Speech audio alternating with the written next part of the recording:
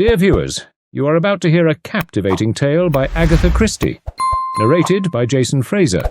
Don't forget to subscribe. The Adventure of the Italian Nobleman was first published in 1923, a time when Agatha Christie was exploring the theme of deception and the thin line between appearance and reality. The story is set in the post-World War I era, when England was experiencing a wave of Italian immigration, which brought cultural exchanges as well as tensions. Christie's story reflects these societal changes, using the figure of the Italian nobleman as a symbol of both the allure and the danger of the unknown. The story also showcases Christie's fascination with the psychological aspects of crime, where the outward appearance of events often hides a more complex and sinister truth. Agatha Christie, The Adventure of the Italian Nobleman. Poirot and I had many friends and acquaintances of an informal nature. Amongst these was to be numbered Dr. Hawker, a near neighbour of ours, and a member of the medical profession. It was the genial doctor's habit to drop in sometimes of an evening and have a chat with Poirot, of whose genius he was an ardent admirer. The doctor himself, frank and unsuspicious to the last degree, admired the talent so far removed from his own. On one particular evening in early June, he arrived about 8:30 and settled down to a comfortable discussion on the cheery topic of the prevalence of arsenical poisoning in crimes. It must have been about a quarter of an hour later when the door of our sitting room flew open, and a distracted female precipitated herself into the room. "Oh, doctor, you're wanted! Such a terrible voice! It gave me a turn. It did indeed." I recognized in our new visitor Dr. Hawker's housekeeper, Miss Ryder. The doctor was a bachelor, and lived in a gloomy old house a few streets away. The usually placid Miss Ryder was now in a state bordering on incoherence. "What terrible voice? Who is it, and what's the trouble?" It was the telephone, doctor. I answered it, and a voice spoke. "Help," it said. "Doctor, help! They've killed me." Then it sort of tailed away. "Who's speaking?" I said. "Who's speaking?" Then I got a reply, just a whisper it seemed, "Foscatine," something like that. "Regent's Court." The doctor uttered an exclamation. "Count Foscatini. He has a flat in Regent's Court. I must go at once. What can have happened?" "A patient of yours?" asked Poirot. "I attended him for some slight ailment a few weeks ago. An Italian, but he speaks English perfectly." "Well, I must wish you good night, Monsieur Poirot, unless—" He hesitated. "I perceive the thought in your mind," said Poirot, smiling. "I shall be delighted to accompany you. Hastings, run down and get hold of a taxi." Taxis always make themselves sought for when one is particularly pressed for time, but I captured one at last, and we were soon bowling along in the direction of Regent's Park.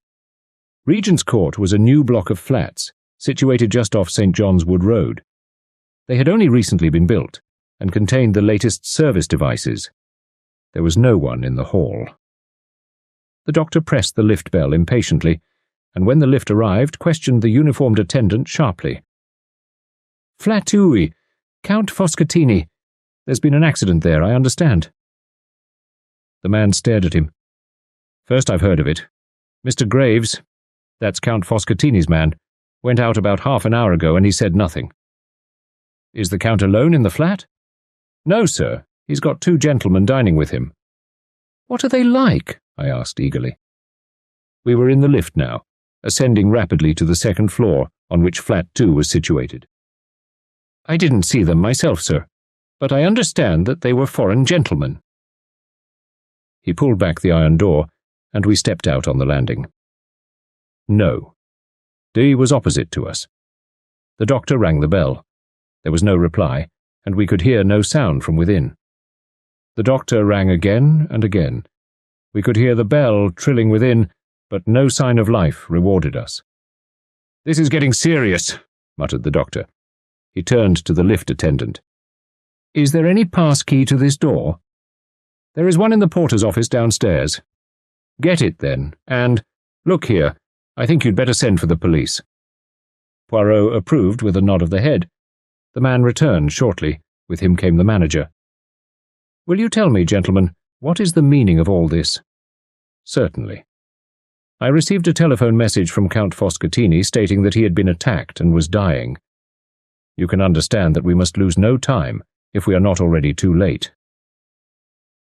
The manager produced the key without more ado, and we all entered the flat. We passed first into a small square lounge hall. A door on the right of it was half open. The manager indicated it with a nod. "The dining room." Dr. Hawker led the way. We followed close on his heels. As we entered the room, I gave a gasp. The round table in the centre bore the remains of a meal. 3 chairs were pushed back, as though their occupants had just risen. In the corner, to the right of the fireplace, was a big writing table, and sitting at it was a man, or what had been a man. His right hand still grasped the base of the telephone, but he had fallen forward, struck down by a terrific blow on the head from behind. The weapon was not far to seek. A marble statuette stood where it had been hurriedly put down, the base of it stained with blood. The doctor's examination did not take a minute. Stone dead. Must have been almost instantaneous. I wonder he even managed to telephone. It will be better not to move him until the police arrive. On the manager's suggestion, we searched the flat, but the result was a foregone conclusion. It was not likely that the murderers would be concealed there when all they had to do was to walk out. We came back to the dining room. Poirot had not accompanied us in our tour. I found him studying the centre table with close attention. I joined him. It was a well-polished round mahogany table. A bowl of roses decorated the centre, and white lace mats reposed on the gleaming surface. There was a dish of fruit, but the 3 dessert plates were untouched. There were 3 coffee cups with remains of coffee in them, 2 black, 1 with milk. All 3 men had taken port, and the decanter, half full, stood before the centre plate. One of the men had smoked a cigar, the other 2 cigarettes. A tortoiseshell and silver box, holding cigars and cigarettes, stood open upon the table. I enumerated all these facts to myself, but I was forced to admit that they did not shed any brilliant light on the situation. I wondered what Poirot saw in them to make him so intent. I asked him. "Mon ami," he replied, "you missed the point. I am looking for something that I do not see." "What is that?" "A mistake, even a little mistake, on the part of the murderer." He stepped swiftly to the small adjoining kitchen, looked in, and shook his head. "Monsieur," he said to the manager, "explain to me, I pray, your system of serving meals here." The manager stepped to a small hatch in the wall. "This is the service lift," he explained. "It runs to the kitchens at the top of the building. You order through this telephone, and the dishes are sent down in the lift, 1 course at a time. The dirty plates and dishes are sent up in the same manner. No domestic worries, you understand, and at the same time you avoid the wearying publicity of always dining in a restaurant." Poirot nodded. "Then the plates and dishes that were used tonight are on high in the kitchen. You permit that I mount there?" "Oh, certainly, if you like. Roberts, the liftman, will take you up and introduce you, but I'm afraid you won't find anything that's of any use. They're handling hundreds of plates and dishes, and they'll be all lumped together." Poirot remained firm, however, and together we visited the kitchens and questioned the man who had taken the order from Flat 2. The order was given from the à la carte menu, for 3, he explained. Soupe julienne, filet de sole normande, tournedos of beef, and a rice soufflé. What time? Just about 8 o'clock, I should say. No, I'm afraid the plates and dishes have been all washed up by now. Unfortunate. You were thinking of fingerprints, I suppose? Not exactly, said Poirot, with an enigmatical smile. I am more interested in Count Foscatini's appetite. Did he partake of every dish? Yes, but of course I can't say how much of each he ate. The plates were all soiled and the dishes empty. That is to say, with the exception of the rice soufflé. There was a fair amount of that left. Ah, said Poirot, and seemed satisfied with the fact. As we descended to the flat again, he remarked in a low tone, We have decidedly to do with a man of method. Do you mean the murderer, or Count Foscatini? The latter was undoubtedly an orderly gentleman. After imploring help and announcing his approaching demise, he carefully hung up the telephone receiver. I stared at Poirot. His words now, and his recent inquiries gave me the glimmering of an idea. "You suspect poison?" I breathed. The blow on the head was a blind. Poirot merely smiled. We re-entered the flat to find the local inspector of police had arrived with 2 constables. He was inclined to resent our appearance, but Poirot calmed him with the mention of our Scotland Yard friend, Inspector Japp, and we were accorded a grudging permission to remain. It was a lucky thing we were, for we had not been back 5 minutes before an agitated middle-aged man came rushing into the room with every appearance of grief and agitation. This was Graves, valet butler to the late Count Foscatini. The story he had to tell was a sensational one. On the previous morning, 2 gentlemen had called to see his master. They were Italians, and the elder of the 2, a man of about 40, gave his name as Signor Ascanio. The younger was a well-dressed lad of about 24. Count Foscatini was evidently prepared for their visit, and immediately sent Graves out upon some trivial errand. Here the man paused and hesitated in his story. In the end, however, he admitted that, curious as to the purport of the interview, he had not obeyed immediately, but had lingered about endeavouring to hear something of what was going on. The conversation was carried on in so low a tone that he was not as successful as he had hoped, but he gathered enough to make it clear that some kind of monetary proposition was being discussed, and that the basis of it was a threat. The discussion was anything but amicable. In the end, Count Foscatini raised his voice slightly, and the listener heard these words clearly. "I have no time to argue further now, gentlemen. If you will dine with me tomorrow night at 8 o'clock, we will resume the discussion."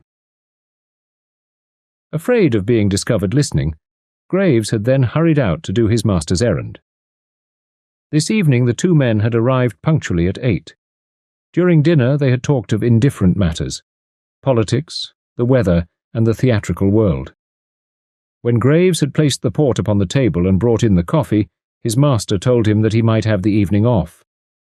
"Was that a usual proceeding of his when he had guests?" asked the inspector. "No, sir, it wasn't. That's what made me think it must be some business of a very unusual kind that he was going to discuss with these gentlemen." That finished Graves's story. He had gone out about 8:30, and, meeting a friend, had accompanied him to the Metropolitan Music Hall in Edgware Road. Nobody had seen the 2 men leave, but the time of the murder was fixed clearly enough at 8:47. A small clock on the writing table had been swept off by Foscatini's arm, and had stopped at that hour, which agreed with Miss Ryder's telephone summons. The police surgeon had made his examination of the body, and it was now lying on the couch. I saw the face for the first time, the olive complexion, the long nose, the luxuriant black moustache, and the full red lips drawn back from the dazzlingly white teeth. Not altogether a pleasant face. "Well," said the inspector, refastening his notebook, "the case seems clear enough. The only difficulty will be to lay our hands on this Signor Ascanio. I suppose his address is not in the dead man's pocketbook by any chance?" As Poirot had said, the late Foscatini was an orderly man. Neatly written in small, precise handwriting was the inscription, "Signor Paolo Ascanio, Grosvenor Hotel." The inspector busied himself with the telephone, then turned to us with a grin. Just in time. Our fine gentleman was off to catch the boat train to the Continong. "Well, gentlemen, that's about all we can do here.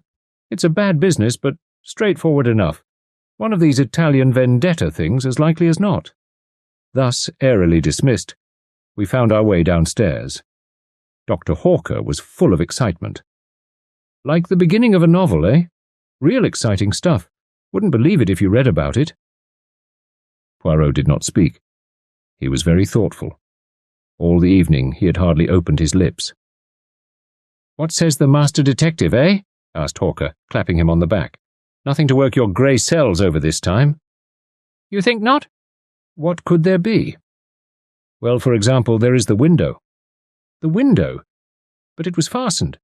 Nobody could have got out or in that way. I noticed it specially." "And why were you able to notice it?" The doctor looked puzzled. Poirot hastened to explain. It is to the curtains I refer. They were not drawn. A little odd, that. And then there was the coffee. It was very black coffee. Well, what of it? Very black, repeated Poirot. In conjunction with that, let us remember that very little of the rice soufflé was eaten, and we get— What? Moonshine, laughed the doctor. You're pulling my leg. Never do I pull the leg. Hastings here knows that I am perfectly serious. I don't know what you're getting at all the same, I confessed. You don't suspect the manservant, do you? He might have been in with the gang and put some dope in the coffee. I suppose they'll test his alibi. Without doubt, my friend, but it is the alibi of Signor Ascanio that interests me. You think he has an alibi? That is just what worries me. I have no doubt that we shall soon be enlightened on that point. The Daily Newsmonger enabled us to become conversant with succeeding events. Signor Ascanio was arrested and charged with the murder of Count Foscatini. When arrested, he denied knowing the Count, and declared he had never been near Regent's Court either on the evening of the crime or on the previous morning. The younger man had disappeared entirely. Signor Ascanio had arrived alone at the Grosvenor Hotel from the Continent 2 days before the murder. All efforts to trace the second man failed. Ascanio, however, was not sent for trial. No less a personage than the Italian ambassador himself came forward and testified at the police court proceedings that Ascanio had been with him at the embassy from 8 till 9 that evening. The prisoner was discharged. Naturally, a lot of people thought that the crime was a political one and was being deliberately hushed up. Poirot had taken a keen interest in all these points. Nevertheless, I was somewhat surprised when he suddenly informed me one morning that he was expecting a visitor at 11 o'clock, and that visitor was none other than Ascanio himself.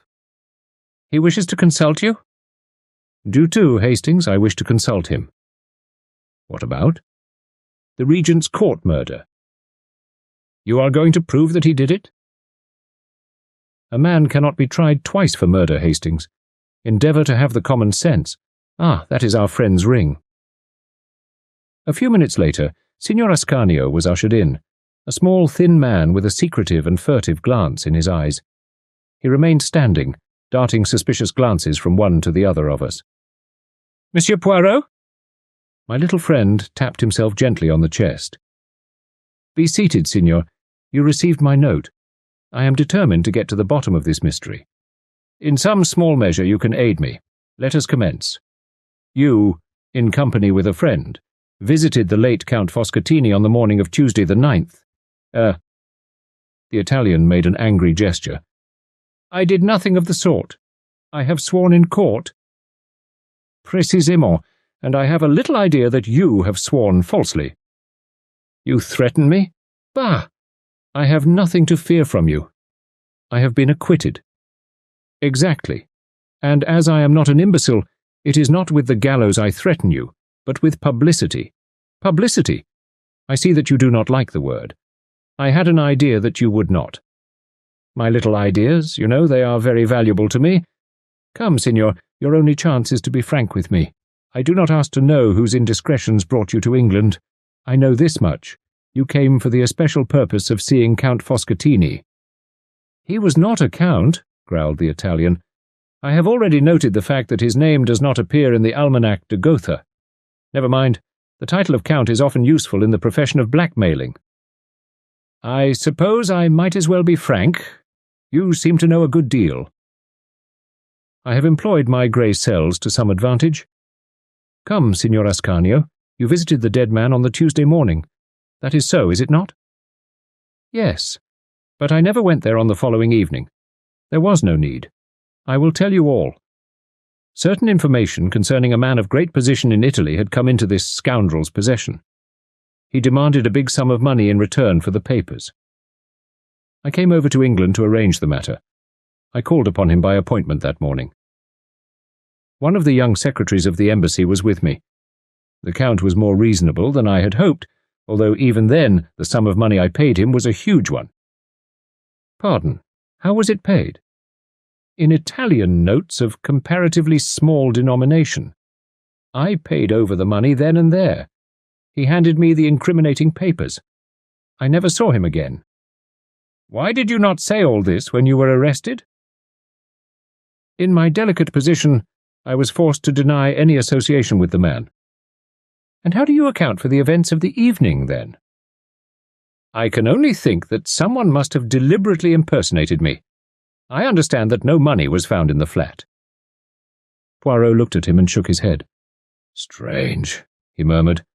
We all have the little grey cells, and so few of us know how to use them. Good morning, Signor Ascanio.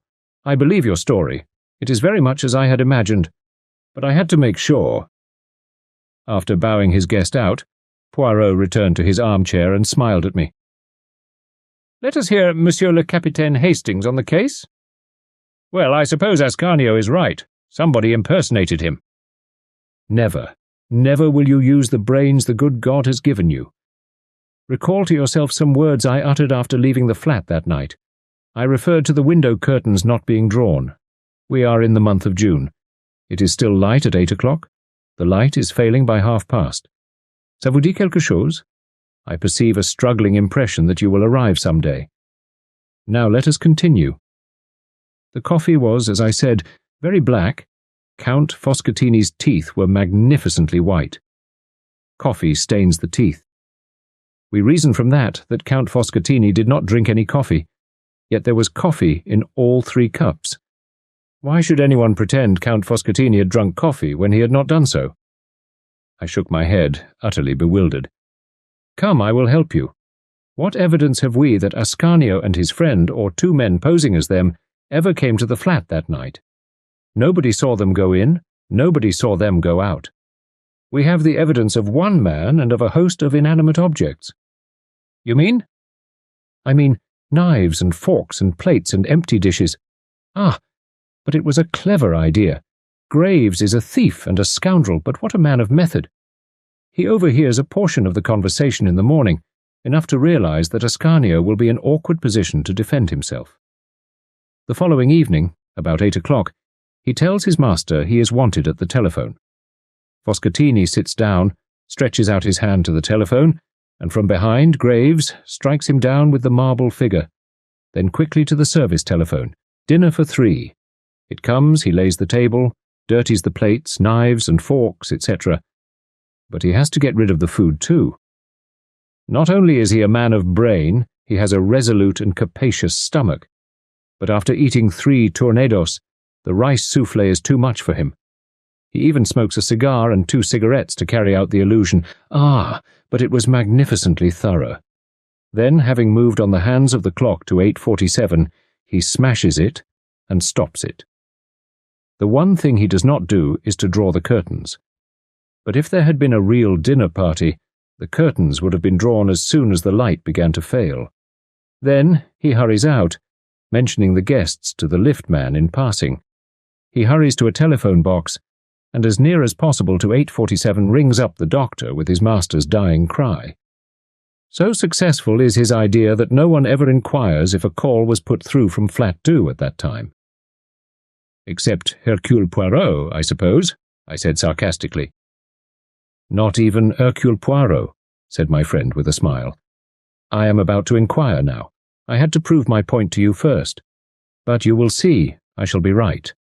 And then Japp, to whom I have already given a hint, will be able to arrest the respectable Graves. I wonder how much of the money he has spent. Poirot was right. He always is, confound him.